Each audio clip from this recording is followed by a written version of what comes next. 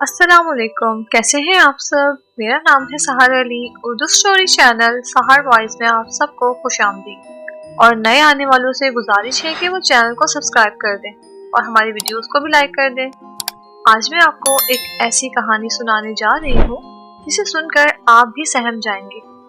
ये कहानी मेरी नज़रों से गुजरी तो मुझे बहुत तकलीफ हुई, क्योंकि औलाद चाहे इंसान की हो या जिन्नात की, सबको ही प्यारी होती है।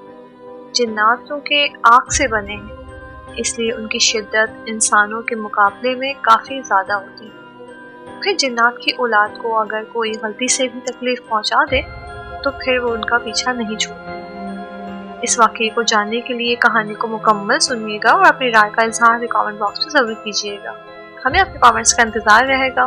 तो चलें कहानी को शुरू करते हैं।